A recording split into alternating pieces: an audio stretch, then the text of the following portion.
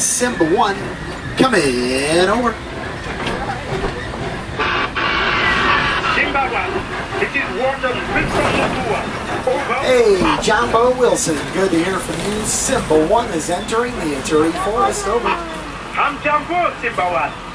Keep your eyes open and drive carefully. You should see lots of animals. Copy that, Wilson. Off to the right-hand side, check out those okapis over there. Now, at first glance, the black and white stripe markings, the okapi is almost going to look like a zebra.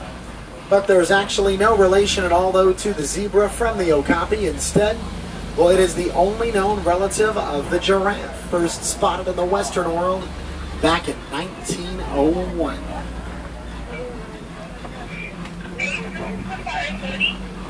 And now coming up over here on the left, you'll see the tall black and white bird here. This is the saddle-billed stork down here. Saddle-billed stork will stand 5 feet tall. They will have a wingspan of 8 to 9 feet.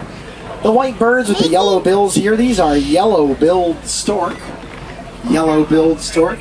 They like to eat fish, frogs, and even other small birds.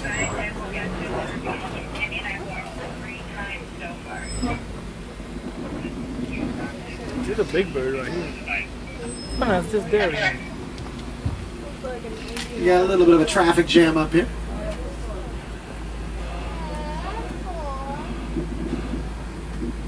And we're going to see alligators. Yes, if they don't see us first. I think they're going to see us for lunch.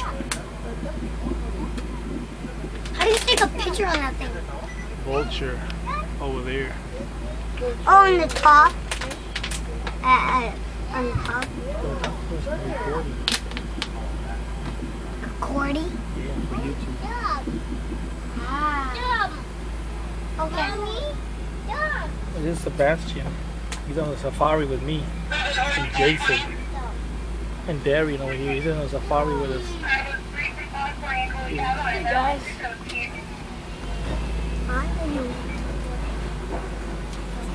They're coming around over here. Keep an eye out for black rhino. See one right over here on the left. Sad story about the black rhino, though. They are very, very endangered. Only about 4,200 of them remain in all of wild Africa. And unfortunately, that is entirely due to human poachers, as they are the only known threat to the black rhino. The black rhino, they will have skin that's about 1 inch thick. They will weigh about 3,000 pounds each. But unfortunately, even that cannot help to protect them from poachers. Now, many of the animals here in the Ituri Forest, they will blend right in with their natural surroundings. They will hide behind trees, hide inside of bushes, do whatever they can do, and whatever they need to do in order to help to protect themselves from their own natural predators. So it's always very important to keep a close eye out at all times because, well, you definitely don't want to miss anything out here.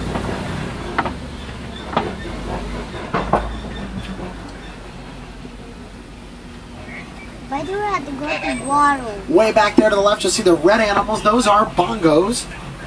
With the bright red fur and the white stripes, the bongo nicknamed the ghost of the forest because it can be so hard to see. And we got a real big bump right here. Hold on tight to your Mickey ears as we get set to exit the forest. We will be heading up over to the Safi River area. I like to call the Safi River hippo country, and well, that's because, well, we are almost always sure to spot a hippo or two down here at the water.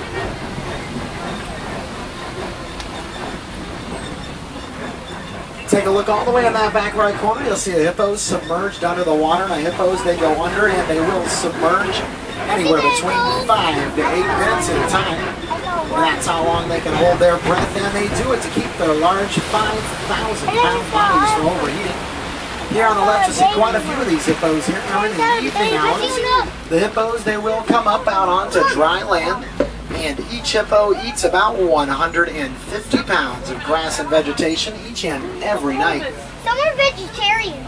The large pelicans that you see, those are pink-backed pelicans. Now they do something very cool. When it's time to eat, they will actually herd all of their prey into the shallowest ends of the water for easier... I gotta stay seated back there, gotta stay seated. For easier access at mealtime. Gotta stay in your seat, please. Everyone's gotta stay in their seat, please. Gotta stay seated. See some more of those hippos there on the river too.